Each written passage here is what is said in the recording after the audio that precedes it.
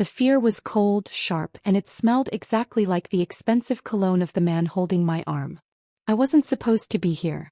I was supposed to be at the charity gala, the one with the quiet grant committee and the promise of enough scholarship money to finally pay my mother's rent.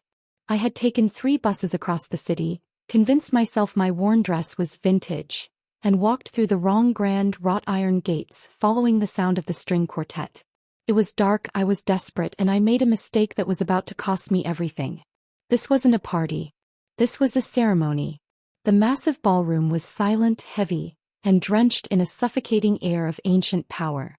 Instead of glittering chandeliers, candles burned, casting long, frantic shadows. Everyone wore heavy black robes, their faces hidden in the deep cowls, standing in a perfect, terrifying circle around a raised stone altar. The air felt thick like thunder was trapped inside.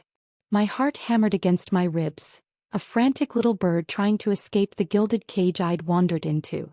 I knew I needed to run, but the man, the one who grabbed me the moment I stepped past the threshold, had a grip like iron. He wasn't one of the robed figures. He was the figure. August Cade. I recognized him instantly from the cover of every business magazine. The youngest, most ruthless CEO in the state. A man whose eyes were the color of glacial ice and held the kind of indifference that could freeze a soul. Tonight he wasn't wearing a $1 million suit. He was wearing black leather and raw, unmasked power. He stood by the altar, his face a mask of brutal, controlled fury. His presence didn't just fill the room, it crushed the very air I was trying to breathe. My mistake was simple. I looked too much like the intended bride. I was wearing the same shade of cream-colored dress, a detail the guards who were rushing me down the aisle didn't bother to check in the darkness. "Wait," I whispered, my voice a pitiful squeak in the vast silence. "I'm sorry, you have the wrong person. I'm Hazel Reed. I'm just here for the scholarship event." The man gripping me didn't respond. He only pushed me forward until I was standing right in front of August. Close enough to see the muscle ticking in his jaw, close enough to smell the wood smoke, pine, and something wild and undeniably dangerous that clung to him. August's eyes finally landed on me. They weren't just ice, they were a storm churning beneath the surface. He looked me up and down, the cheap dress, the trembling hands, the abject terror in my face, and for a fraction of a second, I saw a flicker of confusion. Relief flooded me. He knew I was wrong. He would correct the mistake. He would let me go. Then a guttural noise ripped from the back of the room. A high-ranking figure in a crimson cowl stepped forward, raising an ancient, bone-white scroll. The language he spoke wasn't English. It was a harsh, rhythmic chant that vibrated in my chest and made my blood feel strangely warm. The crimson figure pointed a long silver knife, the kind you see only in museums, directly at my throat. "She is the one. The prophecy is marked by the moon's light. The scent of the untainted," the figure roared in perfect English, his voice echoing with conviction. "The blood binding demands the true mate, Alpha Cade. You cannot deny the sacred sign." My heart seized. True mate? Blood binding? This wasn't some strange corporate ritual. This was insane. My hands flew up to shield my face. "Please," I begged August, my voice finally breaking. Tears were hot on my cheeks. "I don't know what they're saying. Tell them. Tell them I'm nobody. I'm just a student. I don't belong here." August didn't look at me. He looked past me into the circle of robed figures, and his face hardened into a mask of pure, murderous resolve.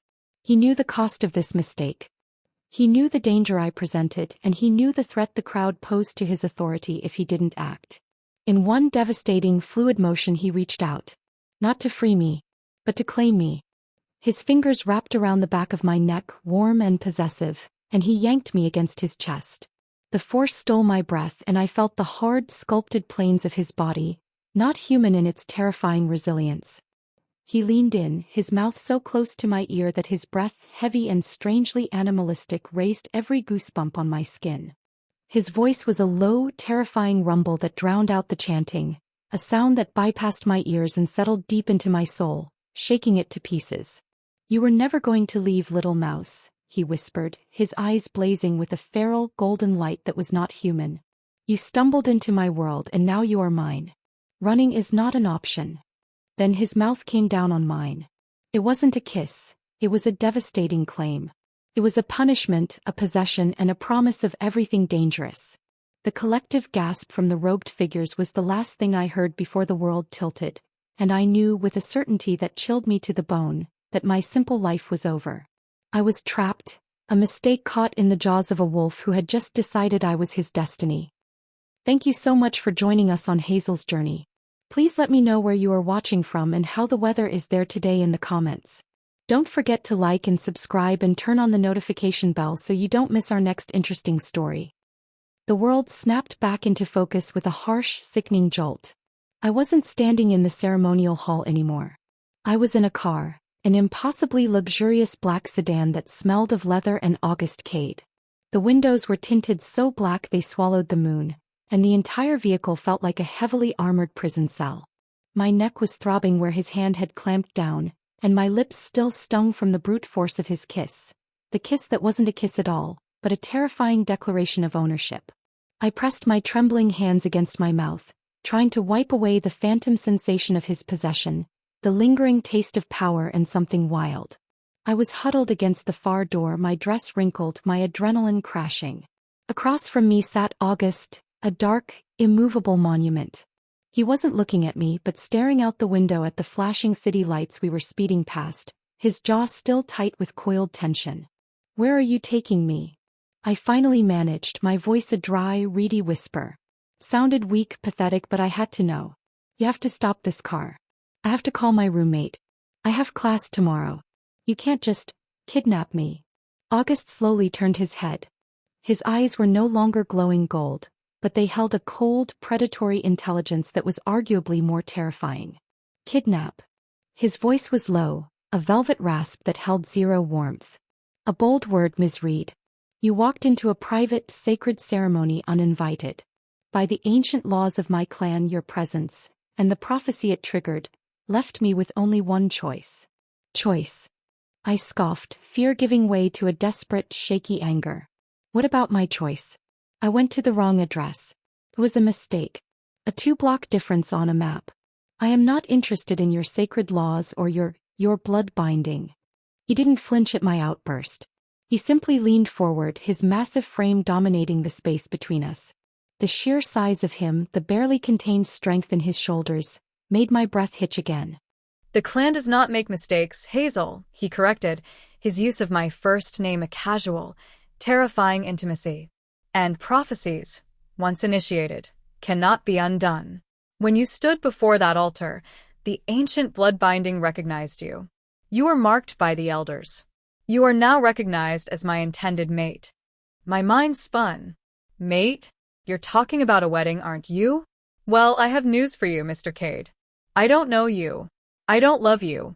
I'm not some political pawn, and I am certainly not marrying a man who runs his life like some kind of medieval cult leader."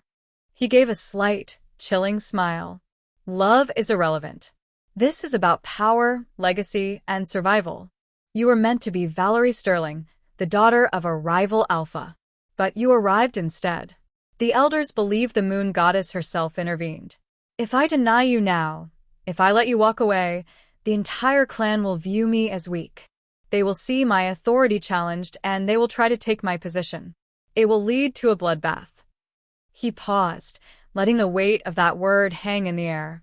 "I cannot allow a war over a simple, foolish human girl's mistake." "So, what? You just forced me to stay." I clutched my hands into fists, my nails digging into my palms. "You're a CEO, August. You're supposedly a man of the modern world. You can't just imprison people." "I run 2 worlds, Hazel," he said flatly. "In one, I sign billion-dollar contracts. In the other, I lead a society that has existed for millennia. And in this world, when the alpha makes a claim, it is final. You are an element of my security now. My enemies will think you were deliberately chosen to cement my power. You are safer with me than you ever could be trying to run. If you try to flee, they will find you and eliminate you to destabilize my claim."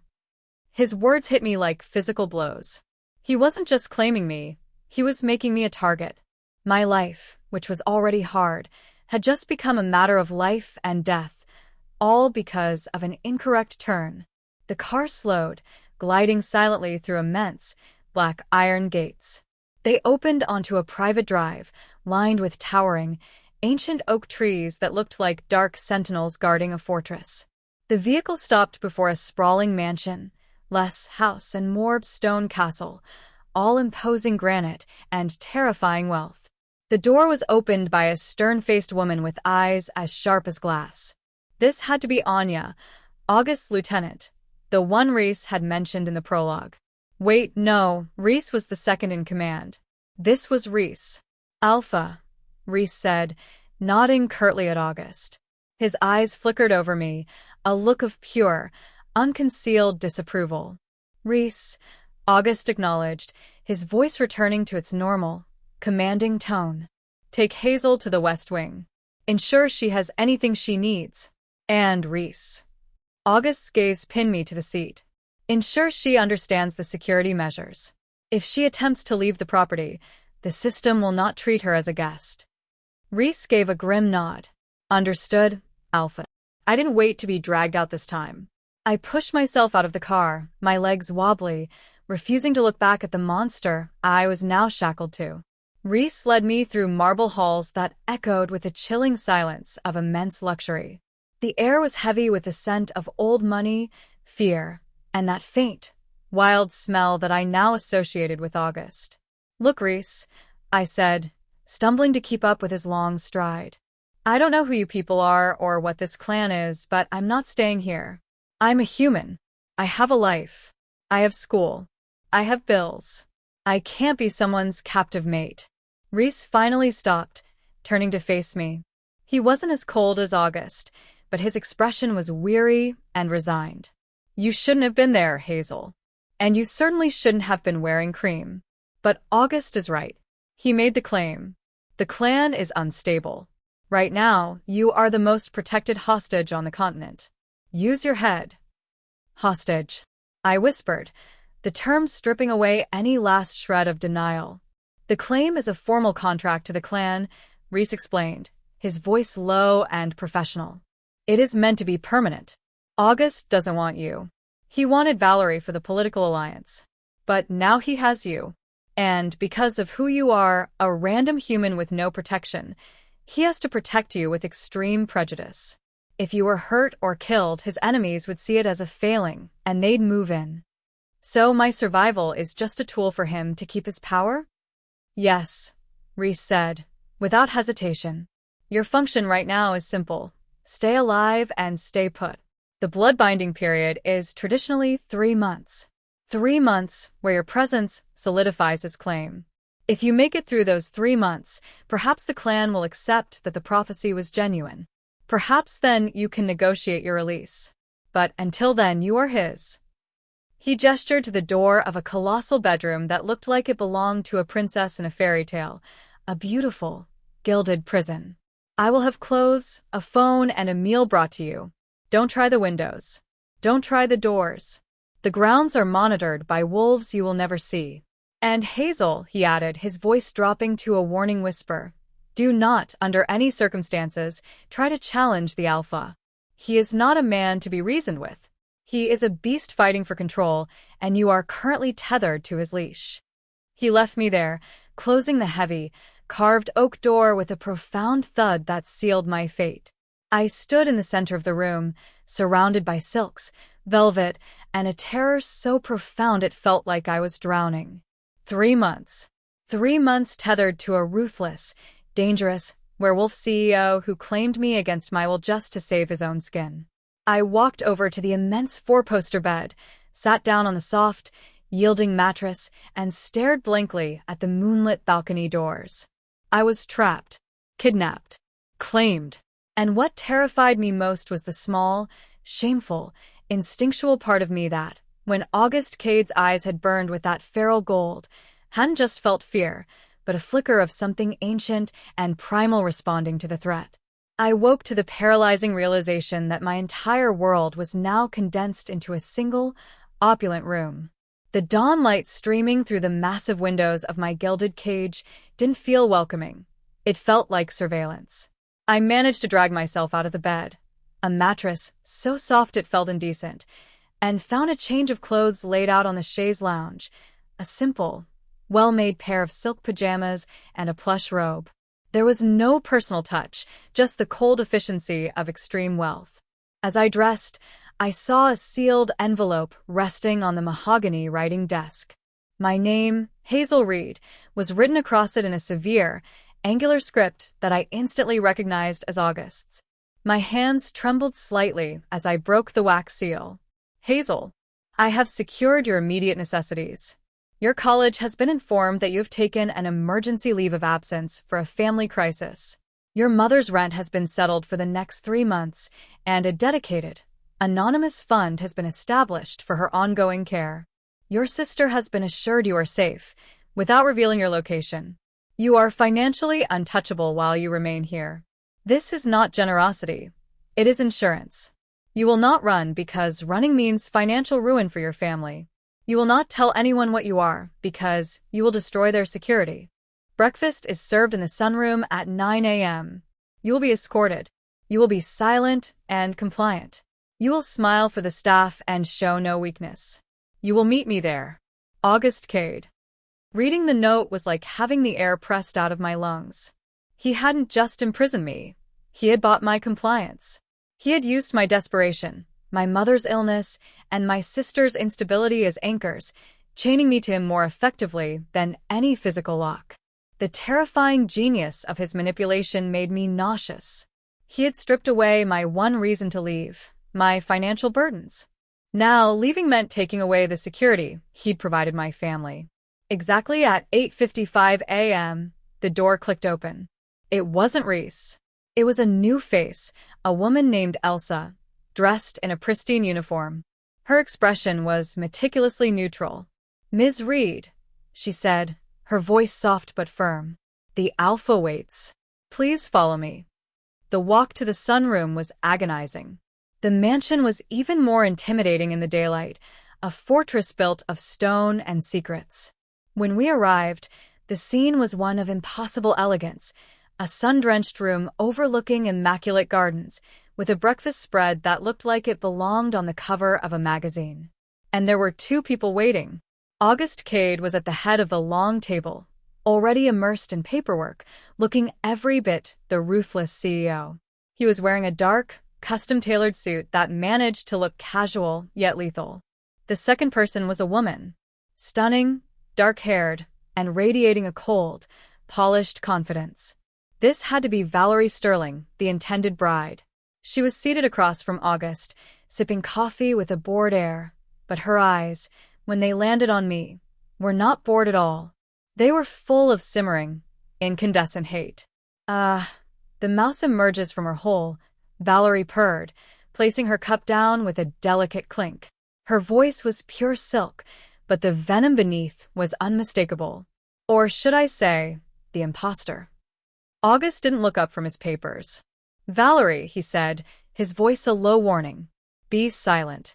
You are a guest in my home. She is my recognized mate." Recognized by a flock of paranoid, old fools who cling to ancient superstitions, Valerie scoffed, her eyes raking over me dismissively. "You know I was the mate, August. We were the alliance. This one is a cheap, desperate human who saw an open door and decided to commit fraud." I took a shaky step forward. I didn't commit fraud. I was at the wrong address. I didn't even know what I was walking into. Valerie laughed, a short, sharp sound devoid of humor. "Of course you didn't. You saw the money, didn't you, little charity case? You decided to play the role of the destined mate. You're a liar, a commoner, and a massive security liability to this clan. You think that mark on your neck will protect you? It only makes you a visible weakness." She was right. The spot where August had clamped down the night before felt hot and exposed, even beneath the high collar of the robe. August finally laid down his pen, the soft clack echoing in the tense silence. He looked at me, then at Valerie, his eyes moving with frightening calculation. "That is enough, Valerie," August said, his voice flat, yet carrying a massive, undeniable weight. "The blood-binding ritual chose her. We honor the ritual, whether we agree with it or not. You are dismissed." Valerie stood up, her movements graceful, but loaded with menace. She didn't leave immediately. She walked slowly toward me, stopping inches away. Her perfume was expensive, overwhelming, and sickeningly sweet. "Enjoy your temporary stay, Hazel Reed," Valerie whispered, her breath brushing my ear. "The clan is watching. Every mistake you make, every sign of weakness you show the Alpha, will be reported back to those who stand to gain from your failure. And when you inevitably fail, I will be here to collect my rightful place. Know this. If you can't make him strong, I will eliminate you to ensure he remains Alpha." She delivered the threat with a smile so perfect it made my stomach turn. Then, she walked past August without a glance and swept out of the sunroom. My knees felt weak. She wasn't just a scorned ex-fiancé. She was a predator from a rival pack, and she was now my direct enemy. I sank onto the chair August gestured to, trying to regain my composure. The silence stretched until I couldn't bear it anymore. She means it," I stuttered, picking up a piece of toast and immediately putting it down. My appetite was gone. "Of course, she means it," August replied, his eyes finally meeting mine. They were deep pools of emerald green this morning, cold but unnervingly clear. "Valerie Sterling is part of the problem you have created, Hazel. You are now the target of every rival who wishes to see me fall. Your job here is simple: exist and endure for the next 3 months." "And then what?" I demanded, finding a sliver of courage. "After 3 months of being your political puppet, do I get my life back?" August leaned back, crossing his arms over his broad chest. "That depends entirely on you. If the clan believes your presence stabilizes my power, then the binding is complete. We will discuss the terms of your future then. For now, you will follow my rules." He reached across the table, picked up a single glass of orange juice, and placed it directly in front of me. The casual authority of the action was infuriating. Rule 1. No phone calls or texts that haven't been screened by Reese. Rule 2. You will not leave this property. The perimeter is not safe for humans, especially one who carries the scent of a primal claim. Rule 3. You will eat and you will appear well. Your health reflects on my stability. He paused, his gaze burning into me. And the most important rule: you will not provoke my inner wolf. I frowned, confused. What does that even mean? It means you will keep your distance, he clarified, his voice dropping to that intimate, terrifying low. It means you will not challenge my authority in front of the staff or my people.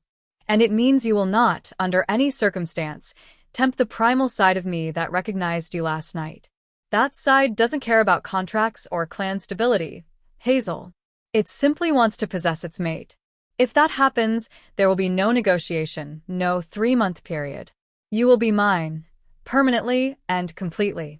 The finality of his threat, the raw, barely restrained power in his expression, made the breath catch in my throat. I looked down at the table, my mind reeling.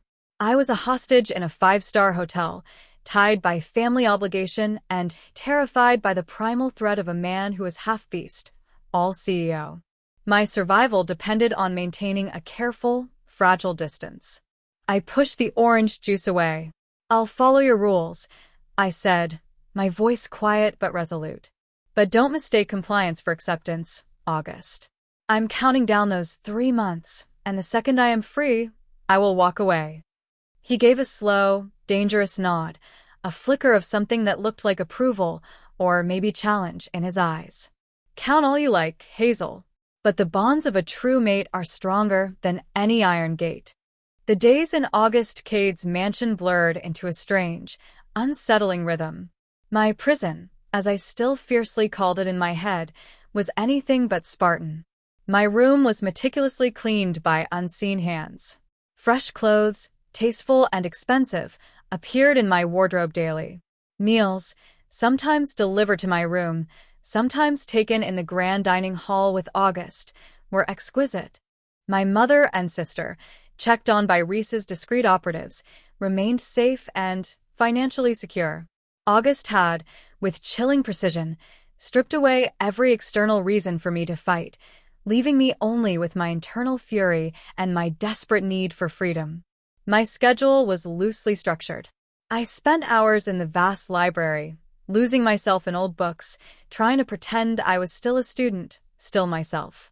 Sometimes, Reese would appear, offering carefully selected news articles or updates on my family. He was always professional, always distant, a wall between me and the harsh realities of the clan. He never quite looked at me with outright hostility, more with a weary resignation that spoke volumes about the complexities of August's world. August himself was a volatile presence.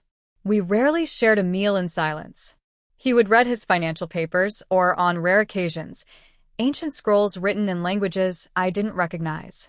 Sometimes, he'd ask me a pointed question about my studies or the outside world, his gaze always sharp, always assessing. It was like living with a sleeping predator, never knowing when it would stir. One afternoon, about 2 weeks into my captivity, I was sketching in the grand drawing room, a talent I'd mostly forgotten since my life became a blur of work and worry. I was drawing the intricate patterns on the ceiling, trying to focus on something beautiful, something harmless. The door opened silently, and August entered. He wasn't in a suit today, but a dark, form-fitting sweater that emphasized the intimidating breadth of his shoulders. He carried a heavy, leather-bound book. He didn't say anything, just moved to a deep armchair opposite me and opened his book. The air immediately thickened with his presence, and my charcoal sketch felt suddenly childish, insignificant. I tried to ignore him, but his intense focus radiated across the room. He smelled of old paper, a hint of his signature, expensive cologne, and something else, something warm, earthy, and undeniably masculine that stirred a strange unease deep within me. I found myself subtly shifting, drawing my knees closer to my chest, a subconscious attempt to make myself smaller, less noticeable. After what felt like an eternity, he closed his book with a soft thud. "You are surprisingly quiet, Hazel," he observed, his voice a low rumble. Most humans would be screaming, plotting escape, or attempting to poison my coffee. I lowered my sketch pad, meeting his gaze. "What's the point? You've cut every string that would allow me to fight. My family is secure and you have enough armed guards, or whatever they are, to staff a small army. And frankly," I admitted, a bitter taste in my mouth, "I'm tired. I spent my entire life fighting for every scrap. For once, I'm just too exhausted to fight a battle I can't win." A flicker of something, not pity, but perhaps a detached understanding, crossed his eyes. "A practical approach. You learn quickly. Or, I just know when I'm beaten," I countered, a touch of defiance returning. "So, is this it then? 3 months of being your trophy, sitting in your gilded cage, and then I get my life back? Or, do you keep moving the goalposts?" He leaned forward, his elbows resting on his knees. "I am a man of my word, Hazel. The clan is watching. They want to see that my choice, or rather, their prophecy, was legitimate. If you endure, if you remain untainted by scandal or weakness, then the binding will be complete enough for them. And then we will negotiate your freedom. On my terms, of course." "Your terms always," I muttered, my gaze dropping to my sketch. I hated the thought of being a bargaining chip, a pawn in his power plays. "Speaking of terms," he continued, his voice softer, but no less authoritative, "there is something you need to be aware of. The full moon is approaching." My head snapped up. The full moon? What does that mean? His eyes, in the dimming light of the room, seemed to darken, taking on a molten quality. "It means my control will be strained. The inner wolf I spoke of? It becomes more dominant, more primal, more possessive. During those nights, for your safety and mine, you will remain in your chambers. The security will be triple-aired. You will not try to leave." The way he said possessive sent a shiver down my spine that had nothing to do with fear of the unknown. It was a strange, almost electric awareness. "Why?" I asked, my voice barely a whisper. "What happens?" He stood then, walking slowly toward the large, ornate window, his back to me. "The claim on you, the scent you carry from the ceremony, it will be amplified. My wolf will recognize you more acutely. And if it perceives a threat or an opportunity, it will act." He turned, his gaze pinning me. "I am giving you fair warning, Hazel. During the full moon, my control over the beast within me is tenuous at best. Do not test it. Do not be near me. He left as silently as he had arrived, leaving me alone in the vast room, the fading sunlight doing little to dispel the new, chilling dread that had settled over me. The full moon. A beast fighting for control. A possessive wolf. My mind raced with the implications, with the terrifying, whispered warnings from Reese. As night fell, I found myself pacing my room, a nervous energy buzzing beneath my skin. I tried to distract myself with a book, but the words blurred. Every creak of the house, every rustle of the wind outside, seemed amplified. Suddenly, a knock on the door, soft but firm. It was Elsa, the maid. She carried a tray with a steaming cup of herbal tea and a small, delicate box. "The Alpha requested this for you, Ms. Reed," she said, her expression still neutral, but her eyes held a hint of concern. "For a restful night. And this." She held out the box. I opened it, my fingers fumbling. Inside, nestled on velvet, was a stunning, antique silver locket. It was intricately carved with crescent moons and stars. It looked ancient, beautiful, and utterly out of place in my world. "What is this?" I asked, confused. "It is a charm of protection, Ms. Reed," Elsa explained softly. "From the Cade family. The Alpha's mother wore it. It is meant to soothe and to ward off unwanted attention from others in the clan, especially during the cycles." My breath hitched. He was giving me his mother's locket? It was a strange, almost tender gesture from such a brutal man. Or was it just another one of his calculated moves? Another chain to bind me? I put the locket around my neck. It felt cool against my skin, surprisingly comforting. I held it in my hand, the silver warm now, and found a strange sense of belonging. No. That was wrong. This wasn't belonging. This was a sophisticated trap. That night, sleep was a battle. I tossed and turned, the locket a heavy weight against my chest. The mansion seemed to hold its breath. I felt an inexplicable restlessness, a strange yearning that was utterly alien. Was it fear? Or was it something else, something primal stirring within me, a subtle, unwelcome response to the Alpha's presence, to his warnings about the approaching full moon? I closed my eyes, clinging to the image of my mother and sister, reminding myself of the only reasons I was enduring this gilded captivity. I had to survive this. I had to get out. Even if a small, traitorous part of me wondered what it would be like to truly be claimed by his inner wolf. The shift in the mansion was palpable, an invisible, crushing weight of primal energy. It wasn't just the moonlight bathing the stone corridors, it was the atmosphere. The servants moved with hurried, anxious steps. Reese was nowhere to be seen, likely busy securing the grounds for the inevitable chaos of the full moon cycle. I spent the day locked in my room, the ancient silver locket pressing a cold spot against my chest. Every nerve ending felt raw, buzzing with a nameless anxiety. I kept moving away from the tall windows, trying to avoid the mesmerizing, blinding light of the moon, which tonight seemed impossibly close. By the time night truly fell, the entire mansion was silent, a vast, echoing tomb. I felt the tension rising in my own body, a strange, physical restlessness that was unlike any fear I'd ever known. It was almost a pull, a gravitational force drawing me toward the most dangerous thing in the house. I tried to ignore it. I reread August's letter, reminding myself of the practical, non-romantic reasons I was here. Insurance, security, 3 months. A loud, hollow thud from somewhere deep in the house shattered the silence. It was followed by a low, guttural growl, a sound that was pure animal, raw and agonizing. It wasn't a sound of simple anger. It sounded like pain and struggle. My resolve immediately fractured. August had warned me to stay away, to stay put. But the sound of that struggle, of that immense power fighting its own nature, tugged at the empathy I couldn't seem to turn off. He might be my captor, a ruthless CEO and a dangerous alpha, but he was also a man fighting a terrible battle right now. I told myself I was being foolish. I told myself I was risking my life, validating every one of August's warnings. But the idea of him suffering alone, fighting that violent transformation, was unbearable. Ignoring the terrifying stillness, I crept out of my room. The hallway was empty, the air thick with that wild, earthy scent I associated with August, now overwhelmingly strong. I followed the scent, the guttural sounds, and my own reckless curiosity down the main staircase and toward the secluded west wing, the Alpha's private sanctuary. The doors to his private study were thick oak, but I could hear him clearly now.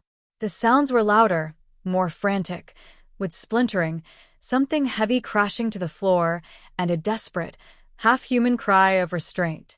I placed my hand on the cold door handle, my heart pounding a frantic rhythm against the silver locket. "Don't do it, Hazel. Turn back. This is the wolf, not the man." But before I could retreat, August's voice, ragged and strained, ripped through the wood. "Reese, Get back. don't come in. I told you, stay away." Then came a massive thump against the door, so hard it vibrated beneath my palm. I knew Reese wasn't there. I knew no one else would brave the Alpha's private torment. I took a deep, shaky breath, pushed the door open, and stepped into hell. The room was destroyed. Books were torn from shelves, papers littered the floor, and a heavy wooden chair lay smashed to splinters. August was huddled in the center of the room, on his knees, his hands pressed tightly against his head. He was stripped down to just dark trousers, his magnificent torso slick with sweat and corded with muscle. His back was arched in agony. He was in the middle of a shift. His face was contorted, his teeth bared in a silent snarl. Dark veins stood out on his neck, and his eyes, they were entirely gold now, blazing with a terrifying, mindless predatory hunger. He was fighting it with everything he had, the control of the CEO locking horns with the primal desperation of the beast. When he saw me, the fighting stopped. The struggle in his eyes didn't vanish, but it refocused, from internal pain to external target. A low, vibrating sound, a mix of growl and needy hunger, escaped his throat. "Hazel." His voice was no longer the controlled baritone I knew. It was deep, rasping, and full of raw, terrifying longing. "Get out. Now." I froze, terror finally overwhelming my empathy. I should have run. I should have slammed the door and locked myself back in my room. But my feet were rooted to the spot, a silent, terrible fascination holding me in place. He pushed himself up, his muscles bunching and rippling with barely contained power. He moved like a creature, not a man, taking a slow, deliberate step toward me. "You smell like home," he grated out, the scent of the wild wolf overwhelming the cologne. "You smell like mine. Why did you come here?" "I told you to stay away." "You are hurting," I whispered, clutching the locket, the silver surprisingly warm now. "I heard you. I thought you needed help." That was the wrong thing to say. The word help seemed to snap the last fragile thread of his control. He lunged. I screamed, but it was cut short as his hands clamped onto my arms, not roughly, but with a terrifying, absolute possessiveness. He was breathing heavily, his chest heaving, his face inches from mine. The gold in his eyes was blinding, consuming. "The clan's law is a leash," he breathed, his hot, heavy breath washing over my face. "But the moon knows the truth. You are the mate. You belong to the wolf." His primal gaze dropped to the silver locket at my throat. He recognized the charm, the symbol of protection, and a flicker of the man momentarily fought through the wolf's haze. He gently brushed his knuckles against the locket, then moved his hand to cut my cheek, his thumb stroking my skin with a sudden, devastating tenderness. "I won't hurt you," he promised, his voice cracking, the man fighting one last time. "But I can't let you leave." Not now. "The binding is calling me, Hazel. It's calling the wolf." He leaned down, not for a violent kiss this time, but a deep, needy inhale against my neck, right over the pulse point where he had first claimed me. The contact was agonizingly intimate, a mark of pure, territorial possession. A sharp, almost electrical pleasure shot through me, stunning me into submission. It was an unacceptable, traitorous response to my captor, and it terrified me more than his shifting form. Then, with a superhuman effort that seemed to drain his last strength, August Cage shoved me back, away from his body, and stumbled backward against the wall. He slid down, burying his face in his hands, his body shaking violently. "Go," he roared, the word ripped from his chest. "Get out of my sight, Hazel. If you stay, I won't be responsible for the consequence." I won't stop. I didn't need a second warning. I scrambled back, terrified not just of the predator, but of the overwhelming, dark feeling he had stirred in me. I fled the room, slamming the door shut and leaning against the cool wood, gasping for breath. The wild energy of the wolf, the agonizing control of the man, and the devastating intimacy of his touch had shattered my composure. I raced back to my room, locking the door behind me. I sank onto the floor, still shaking, clutching the locket. The boundary between captor and captive had just blurred into something intensely personal and profoundly dangerous. I had seen the beast, and what terrified me was that the beast, in its struggle, had shown me more of the man than the CEO ever had. The morning after the full moon was defined by a profound, agonizing silence. I didn't see August at breakfast. Reese was the one who brought my meal, a simple tray, quietly left in my room. His gaze lingered on me for a moment, a subtle mix of sympathy and warning. The room was clean, immaculate, showing no signs of my desperate midnight foray. The only proof it happened was the faint, fresh scar on the oak doorframe in the hall outside my room and the heavy, aching awareness in my own chest. I spent the day locked in, unable to shake the memory of August's golden eyes and the sound of his ragged plea for me to leave. I replayed the moment he pushed me away, the sheer, visceral effort it took to deny the wolf's claim. It was an act of brutal self-control, and it revealed a depth of conflict in him I hadn't expected. The cold CEO was a monster, yes, but the man beneath was terrifyingly, agonizingly human in his fight. That evening, I was summoned. Not by a maid, but by a quiet, non-negotiable text message from Reese. "The alpha requires your presence in the study. Now." I put on my most defiant expression, adjusted the locket, and walked the long, silent corridor. When I entered the study, the room was spotless. The splintered chair was gone, the books were back on the shelves, and the only lingering scent of the night before was a faint, metallic tang mixed with wood polish. August was standing by the massive window, looking out over the moonlit gardens. He wore a crisp, white shirt, and the only evidence of his struggle was a single bandage taped high on his left forearm. He looked tired, older, and perhaps marginally less controlled. He didn't turn around immediately. The silence stretched, heavy and vibrating with unspoken words. "You disobeyed a direct order, Hazel," he finally said, his voice flat, devoid of emotion. "You were in pain. I defended myself, my voice steadier than I felt. I heard you fighting." He turned slowly, and his eyes met mine. They were their usual intense green, but there was a depth to them now, a raw vulnerability that quickly hardened under my gaze. "My pain is not your concern.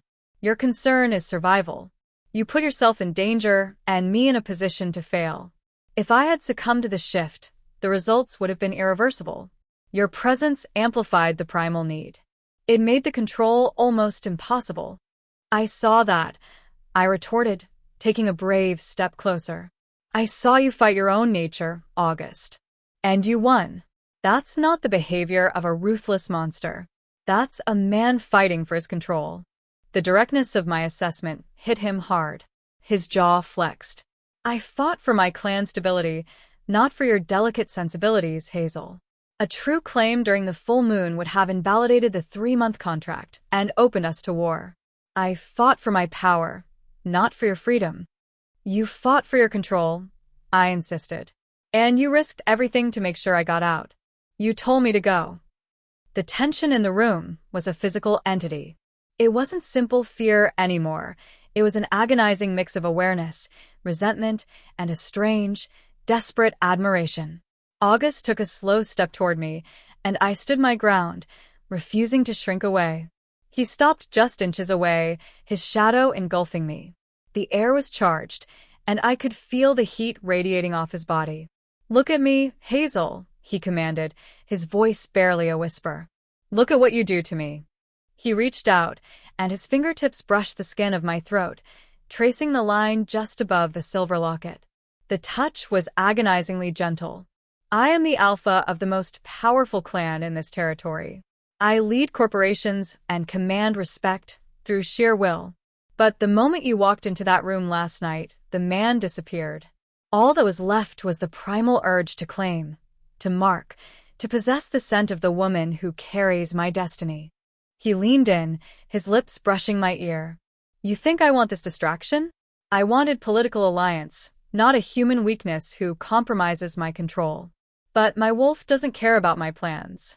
It only cares that you are it, that you are the one." His words, brutal and honest, tore down the last of my emotional walls. It wasn't a sweet lie. It was a terrifying truth. "And what about me?" I asked, my voice cracking. "Do you think I wanted a possessive, ruthless werewolf CEO in my life? Do you think I want to feel this?" I lifted a trembling hand, indicating the highly charged space between us.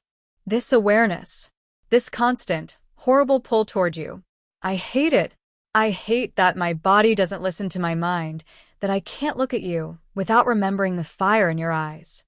He pulled back, his eyes searching mine. He saw the genuine distress, the devastating confusion. For a moment, the alpha faltered, and the man took over. "You are honest," he said softly, almost to himself. "Terribly, dangerously honest." He sighed, the sound heavy with resignation. "We can't exist like this for 2 more months. This forced proximity, this waiting game, is unsustainable. It's dangerous for both of us, and it will give Valerie and my rivals the leverage they seek." "Then let me go," I pleaded. "End the contract. Tell your clan it was a mistake." He shook his head, his gaze intensely serious. "That would mean my abdication or a full-blown clan war. I am not letting go of my power, but I will change the terms of your captivity." He walked over to his desk, poured 2 fingers of amber liquid into a crystal tumbler, and pushed it across the massive surface toward me. "Starting now, we are going to stop pretending you are just a political pawn. You are an irritant, a challenge, and an undeniable truth that has crashed into my world. We will spend time together. You will learn about the clan, the dangers, and the rules. You will be seen as my consort, not my captive. You will project strength so that my rivals think you were deliberately chosen for your spirit, not your financial desperation." He looked at me, a calculated challenge in his eyes. "And in exchange, I will help you. I will use my resources to secure a future for you and your family that you could never dream of. And I will allow you one thing that no one else in this mansion is allowed: access to the man, not just the alpha." He was offering a truce, a partnership built on ruthless necessity and terrifying, undeniable attraction. He wasn't giving me freedom, but he was offering a chance to control my narrative within his world. "This is still captivity," I stated, my voice husky with emotion. "It is survival," he corrected. "And a deal. You help me stabilize the clan, and I secure your life. And perhaps," he added, his voice dropping to that intimate rumble, "we address this unbearable awareness between us on our own terms, away from the moonlight and the confines of ancient law." He was offering a forbidden dance with the wolf, a chance to explore the devastating attraction that defied every shred of my sanity. My gaze dropped to the locket. My entire life was now a negotiation with a dangerous man who held all the cards.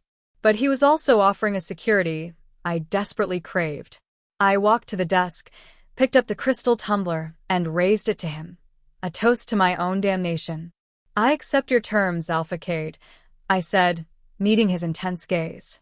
"But if I'm going to be your consort, you will start calling me Hazel, not just when you're almost shifted." A slow, terrifyingly potent smile stretched across August's lips. It was the first genuine smile I had ever seen on him, and it was more dangerous than any snarl. "Welcome to my world, Hazel," he said, the sound of my name on his lips feeling like an irrevocable seal on my fate. The shift in my status from hidden captive to visible consort was immediate and jarring. August began taking me out of the mansion, but not to the park or a coffee shop. We attended high-stakes corporate galas, private clan functions, and dinners with powerful, intimidating people who whispered behind expensive masks. I was no longer wearing the simple student clothes from my old life. August's team outfitted me in dresses that cost more than my entire year's tuition. They were beautiful, but they felt like a costume, emphasizing the fact that I was playing a part in a world that would happily devour me. My role was simple: stand beside August. Look poised. Look chosen. Never look weak. The hardest part wasn't the judging eyes of the clan members, who sized me up with cold skepticism. The hardest part was August. In public, he was perfection, charming, cold, and utterly dominating. His hand was always on the small of my back, a proprietorial touch that was both a shield and a leash. His eyes, when they briefly met mine across a crowded room, were challenging, demanding my compliance. But the new dynamic was already fraying my carefully constructed walls. The proximity forced us into intense, late-night conversations in his study, where we discussed his corporate dealings, the clan's ancient laws, and the enemies circling them. I learned that the Werewolf clan wasn't just a political body, it was a global empire of wealth and influence, and August carried the weight of its very existence. I saw the toll it took on him, the moments when his guard would slip, and he'd look less like a ruthless alpha and more like a man burdened beyond measure.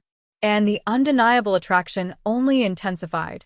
One night, after a brutally boring but crucial dinner with a rival European clan, we were alone in the car, speeding back to the manor. I was exhausted, the expensive dress feeling heavy and suffocating. "You performed admirably tonight, Hazel," August said, his voice deep and warm in the close confines of the car. "You were confident. You didn't flinch when the alpha of the Zurich pack tried to question your lineage." "I was confident because I was furious," I admitted, peeling off a heavy, borrowed diamond earring. He looked at me like I was something he scraped off his shoe. "I hate that I have to pretend to be something I'm not just to validate your power." August reached out and gently took the earring from my hand, his fingers brushing my palm. The contact was electric. "You are not pretending. You are adapting. And you are stronger than you give yourself credit for." "And what happens when I stop adapting?" I challenged, meeting his gaze in the darkness. "What happens when I slip up, or when I run out of the right answers?" He leaned in, his expression softening into something devastatingly intimate. "Then I will deal with it. I will deal with the consequences, because they are now mine too." Before I could process the meaning of his protective words, the car pulled to a stop. The moment we stepped inside the foyer, the fragile truce was shattered. Valerie Sterling was waiting. She wasn't just waiting, she was sitting on a priceless antique bench, dressed impeccably, and nursing a glass of wine with an air of lethal patience. "Well, look who decided to grace us with her presence," Valerie drawled, rising with a predatory elegance. I was beginning to think August had finally realized this little human distraction wasn't worth the risk. August's hand immediately moved to the small of my back, his touch now firm, possessive, a clear warning to Valerie. "Valerie, you were told that any visits must be scheduled through Reese," August stated, his voice dangerously low. "You are pushing the limits of my patience." "Oh, Alpha, my deepest apologies," she said, though her eyes were only on me, radiating pure scorn. "But this is urgent.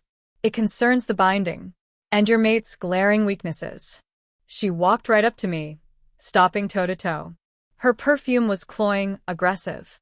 "I have been speaking with the council elders, dear Hazel," Valerie whispered, her smile sharp as glass. "It seems your sudden emergency leave from your simple little community college was not quite enough. One of your professors, a particularly nosy human, is asking questions. Questions about your whereabouts. Questions about your safety. It seems your old life is refusing to simply disappear for your convenience." My blood ran cold. My professor, Mr. Davies, was notoriously tenacious. He was a good man, but He would absolutely involve the police if he thought a student was missing. This was a direct threat to August's careful security. "You went to my college?" I gasped, horrified. "You can't do that." Valerie laughed, a triumphant, cutting sound. "Oh, I can do anything to protect the integrity of the clan, which you are currently threatening. Your desperate little life is not designed to withstand this much scrutiny, Hazel. It's a fault line waiting to crack August's foundation." She turned to August, her voice shifting back to polished steel. "The clan is beginning to question the prophecy, Alpha. They see a human who still has threads dragging her back to her weak, desperate world. They see a risk. They see a liability that should be terminated or replaced." August's eyes flashed, his control slipping. He was furious, not just at Valerie's interference, but at the genuine threat she posed. She had done her homework, finding the single remaining thread of my old life that was a vulnerability. "You have made your point, Valerie," August growled. Leave. Now. "If you ever approach Hazel's contacts again, I will consider it an act of war against my authority." "Duly noted," Valerie conceded, though her smirk remained firmly in place. "But the problem remains, August. And you know the rules. If the false mate cannot sever the ties to her old life, the ties will be severed for her. Think carefully about your next move." With a final, venomous glance at me, Valerie swept out of the mansion, leaving a chilling echo of her threat. I was shaking, not from fear, but from the sudden, terrifying realization of the danger I had brought to August, and the danger he had brought to me. "She's right," I whispered, turning to August, who looked absolutely lethal. "Mr. Davies is tenacious. If he involves the authorities, this whole thing blows up. You can't just make a professor disappear, August." He ran a hand over his face, a rare display of agitation.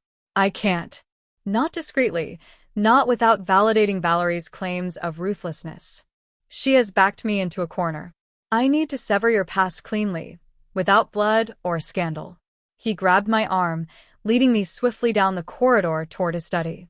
He wasn't gentle, but his grip was focused, not cruel.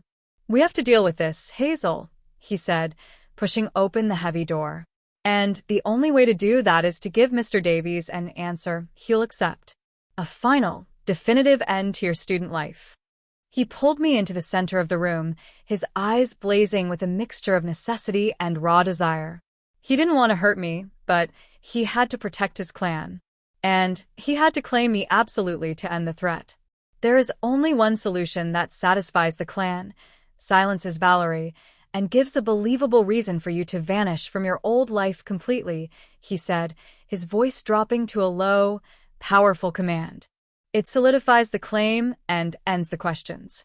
He placed both hands on my shoulders, his intense gaze locking onto mine, and delivered the ultimate, life-altering consequence, the one that ended my choice forever. "We stopped pretending, Hazel. You told me you would walk away the second the 3 months were over. I cannot allow that threat to stand. I need you anchored, permanently." He leaned in, his lips just inches from mine, and whispered the words that simultaneously imprisoned and claimed my heart. "I want you to marry me." Now.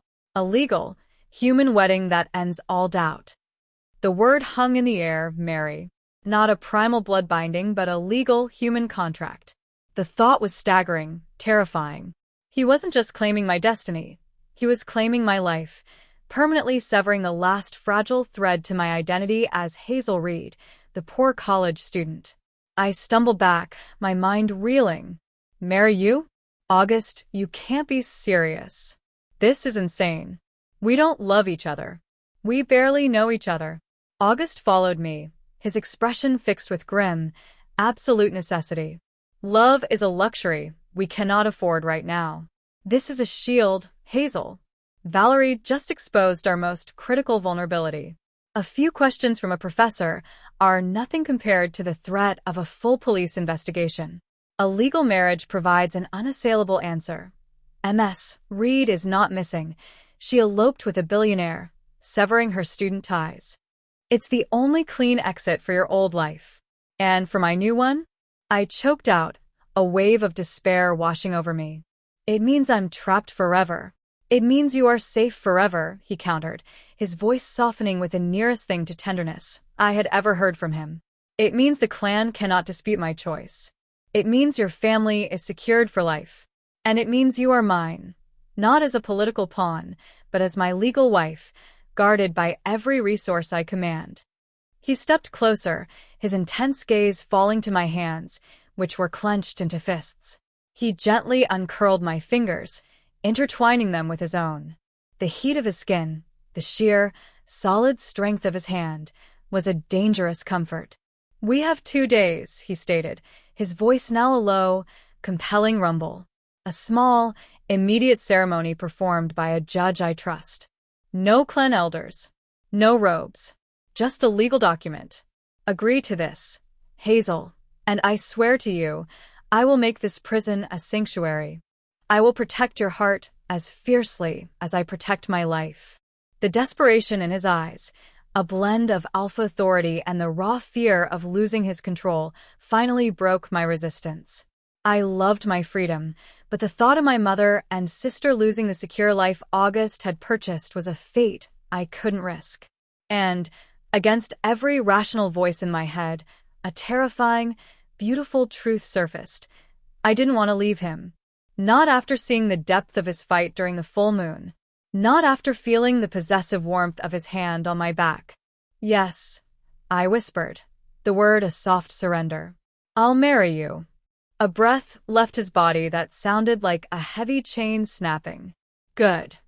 The next 48 hours were a blur of chaos. A couture bridal gown appeared, simple, elegant, and perfectly my size. Lawyers and tailors flitted in and out of my chambers.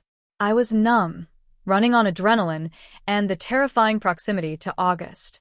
On the day of the wedding, I walked into the grand ballroom, now stripped of its ceremonial stone and instead bathed in tasteful white silk and flowers, not as a bride, but as a soldier walking toward her inevitable destiny. August was waiting by a simple floral arch. He looked devastatingly handsome in a black tuxedo, every inch the powerful CEO. But his eyes, when they found mine, were dark, intense, and possessive. Just as the judge began to read the formal civil vows, a commotion erupted at the back of the room. Valerie Sterling stormed in, flanked by 2 of her own people. She was furious, her composure finally shattered. Stop this farce. Valerie shrieked, her voice echoing off the high ceiling. She wasn't holding a knife this time.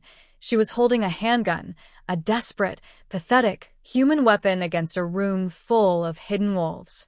She pointed the gun at me, her face contorted with rage. This is my claim. This little human has no idea what she's stepping into, August.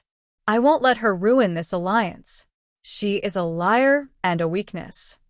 Before her finger could tighten on the trigger, the air changed. It didn't just thicken, it became a tangible force of power. August moved. He didn't run or shout. He simply let the alpha take over. The subtle gold flashed in his eyes, and a low, terrifying snarl tore from his throat. The sound wasn't human or animal, it was pure, unadulterated authority. The 2 men flanking Valerie instantly froze, their eyes widening in fear, their bodies submitting to the superior rank of the alpha. August didn't even look at Valerie's weapon. His entire focus was on me. He stepped in front of me, shielding me, his body a solid wall of protection. He then turned his full, terrifying attention to Valerie. You challenged me in my own house.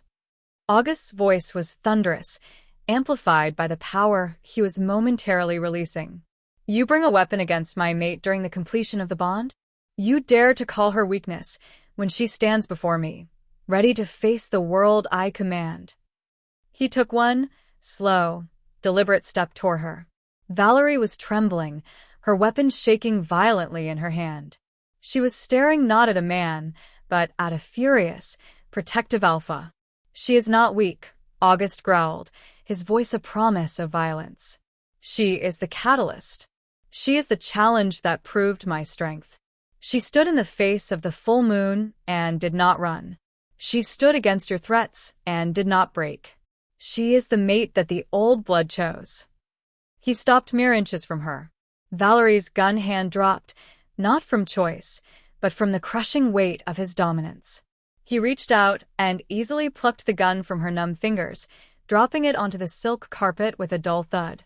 "You have broken every law of the clan, Valerie," August declared, his voice cold, final.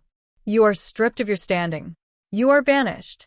If you step foot on my territory again, the consequence will be lethal." He didn't wait for her response. He simply turned his back on her, returning his full attention to me. Valerie's shame and fury were palpable, but she was powerless. She was escorted out, her reign of terror over. August looked down at me, his eyes now returning to their intense green, the last flicker of gold fading away. He gently brushed a stray tear from my cheek, a tear of shock, fear, and a strange, overwhelming sense of validation. He hadn't just protected me, he had claimed me to the world by declaring my strength. "Where were we, Judge?" August asked, his voice returning to its CEO composure, but with an underlying edge of possessive victory. The judge, clearly a man who had seen too much, cleared his throat and continued the civil ceremony. When it came time for the final vase, August looked deep into my eyes, and he didn't repeat the legal text. He leaned in, his voice for my ears alone, a low whisper that promised both captivity and devotion. "You are mine now, Hazel," he whispered, a final, irrevocable statement of his love and ownership, borrowing the exact intensity of the primal claim. "And running is not an option."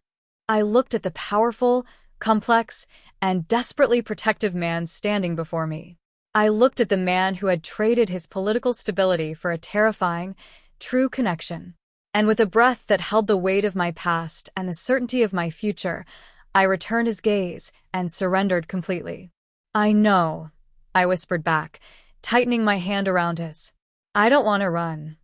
2 years later, the sprawling stone mansion felt less like a gilded cage and more like a fortress, a home built on necessity, forged by fire, and strengthened by an undeniable bond. I no longer thought of myself as Hazel Reed, the poor college student. I was Hazel Cade, the recognized mate of the Alpha, the woman who stood beside the most powerful CEO in the territory. My integration into the clan was complete, solidified by the very legal document August had orchestrated. The day-to-day life was still intense. August was still the relentless CEO, dividing his time between billion-dollar corporate decisions and the ancient duties of his clan. But now I was his partner in both worlds. I helped manage the philanthropic arm of his foundation, ensuring the discreet funds that supported my mother and sister were just one of many causes we championed. My mother, healthier now, lived in a beautiful home secured by August, never knowing the true, lethal danger her daughter had faced, only the overwhelming success of her billionaire son-in-law. Our home life was defined by a profound, possessive intimacy. The distance that had once been necessary for survival was gone, replaced by a constant, almost physical tethering. August didn't just love me, his wolf adored me. The night of the full moon was no longer a time of terror, but a private, intense ritual. He still retreated to his secure chamber, but now I went with him. I would hold his hand, the silver locket always pressing against my skin, and talk him through the agonizing transition. It was in those moments, when he was raw, struggling, and fully reliant on my calming presence, that I felt the absolute, complete trust of his inner beast. He had shown me his deepest vulnerability, and in return, I gave him my unwavering strength. I remember one quiet evening in his study. The fire was low, the scent of burning cedar, and August's cologne filling the air. I was curled in the deep armchair, sketching an abstract pattern, and he was working late, his tie loosened. He looked up from his papers, his green eyes warm and searching. "You never stop drawing," he noted, his voice low. "It keeps me anchored," I replied, smiling. "It reminds me that I'm still Hazel, the one who wanted to create beauty, not just survive." He rose, walking over to me with that familiar, predatory grace. He didn't hover. He simply took me in his arms, pulling me up against the solid warmth of his chest. "You are my anchor, Hazel," he confessed, burying his face in my hair, inhaling my scent, the scent that still drove his wolf wild.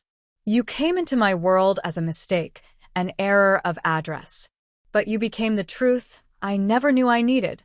You gave the alpha a heart and the man a home. He pulled back, his gaze intense.